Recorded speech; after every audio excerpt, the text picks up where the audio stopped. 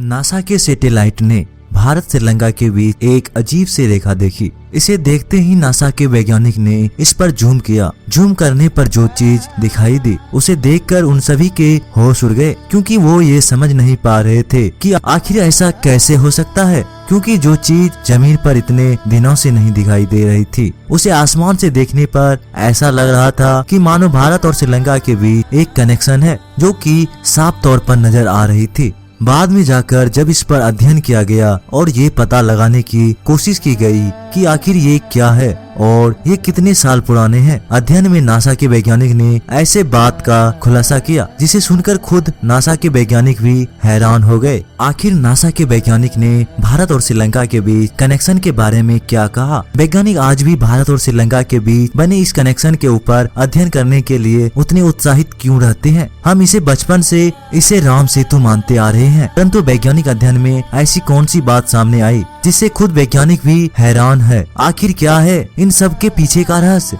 इन सारी बातों को जानने के लिए इस वीडियो को बड़े ही ध्यान से और अंत तक जरूर देखिएगा। नमस्कार दोस्तों, आप देख रहे हैं मंदिर इंडिया यूट्यूब चैनल। अगर वीडियो पसंद आए तो लाइक, शेयर और चैनल को सब्सक्राइब करके बेल आइकन को जरूर प्रेस कर दीजिए और एक बार सच्चे दिल से कमेंट बॉक्स में जरूर लिखिएगा हर हर महादेव। तो चलिए इस वीडियो की शुरुआत कर लेते हैं। 2005 में मद्रास हाई कोर्ट में एक याचिका दायर हुई। मामले ये था कि उस वक्त की सरकार ने एक प्रोजेक्ट को ग्रीन सिग्नल दिया था। ये प्रोजेक्ट था सेतु समुद्र। उस वक्त हिंदू संगठन ने इस प्रोजेक्ट पर कई सवाल किए और ये मामला कोर्ट तक पहुंच गया। ये परियोजना बंगाल की खाड़ी और अरब सागर के बीच समुद्री मार्ग के सीधे खोल दी गई, लेकिन इसके लिए राम सेतु के चट्टान को तोड़ने पड़ते। प्रोजेक्ट समर्थक के मुताबिक इसे जहाजों के ईंधन और समय में लगभग 36 घंटे की बचत होता, क्योंकि अब की बार जहाजों को श्रीलंका का परिक्रमा करके जाना पड़ता। हिंदू संगठक का कहना था इस प्रोजेक्ट से राम सेतु को क्षति पहुंचेगा। भारत श्रीलंका के पर्यावरण भी मानते हैं कि इस परियोजना से पाक स्टेट और मन्नार की खाड़ी में समुद्री पर्यावरण के नुकसान पहुंचेंगे।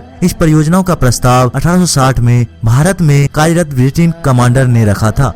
2005 में जब परियोजना को पूरी तरीके से मंजूरी मिल गई, तब इसके विरोध में मद्रास हाई कोर्ट में याचिका दायर किए गए, जहां केंद्र के कांग्रेस सरकार ने याचिका में कहा कि रामायण में जिन बातों का जिक्र है उसके वैज्ञानिक सबूत नहीं है। रिपोर्ट के मुताबिक ASI ने भी ऐसा ही हल्फना दिया। हिंदू गुटों के प्रदर्शन के बाद याचिका को वापस ले लिया गया। फिर सरकार ने कम्बल रामायण का हवाला देते हुए कहा कि भगवान राम ने खुद इस पुल को ध्वस्त कर दिया था, तो इसे बचाने का क्या फायदा? लेकिन एक घटना ने इस पूरे वाद विवाद को एक दरकिनारे करके सच्चाई को राह दिखाए।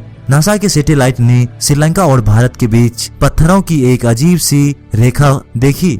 जब इसका अध्ययन किया गया तो नासा के होश उड़ गए। नासा ने इस पत्थर के अजीब रेखा के फोटो को पूरी दुनिया के सामने रखा। कुछ ऐसी बातें बताई जिसे सुनकर भारत के लोगों ने कभी ये नहीं सोचा था कि नासा ऐसा कभी कहेगा। राम सेतु पर शोध की जाने के बाद अमेरिका का साइंस चैनल ने भारत श्रीलंका को जोड़ने वाले पत्थर के पुल राम सेतु पर कार्यक्रम पर ट्वीट का प्रोमो जारी किया। प्रोमो के मुताबिक राम सेतु के पत्थर और रेत पर की गई टेस्ट से ऐसा लगता है कि पुल बनाने वाले पत्थरों को बाहर से लेकर आए थे और 30 मील से ज्यादा लंबा ये पुल मानव निर्मित है। भगवान राम की कथा महाकाव्य रामायण में वर्णित है कि भगवान राम ने लंका में राक्षसों के राजा रावण की कैद से अपनी पत्नी सीता को बचाने के लिए वानर सेना की मदद से इस पुल का निर्माण किया था। भारत के अलावा दक्षिण पूर्वी एशिया में रामायण बेहद लोकप्रिय है और यहाँ पर रामायण पर कोई सवाल नहीं उठाया जाता। इतिहासकारों और पुरातात्विक विभागों प्रोफेसर माखन लाल कहते हैं इसमें कोई आश्चर्य नहीं है कि कोरल और सिलिका पत्थर जब गर्म होता है तो उसमें हवा कैद हो जाती है, जिससे वो हल्का हो जाता है और तैरने लगता है। ऐसे पत्थर को चुनकर ये पुल बनाया गया। वो बताते हैं कि साल 1480 में आए एक तूफान में ये पुल काफी टूट गया। इसके पहले तक भारत और श्रीलंका के बीच लोग इस पुल का इस्तेमाल किया करते थे। वो कहते हैं कि अगर इसे राम ने नहीं बनाया तो किसने बनवाया? भगवान राम ने बनाए इस पुल का वर्णन रामायण में तो है ही, महाभारत में भी सिर्फ राम सेतु का उल्लेख किया गया है। कालिदास के रघुवंश में भी सेतु का वर्णन है। अनेकों पुराणों में भी श्री राम सेतु का विवरण आता है। इन सिल्कों पीढ़ियों में इसे राम सेतु कहा जाता है।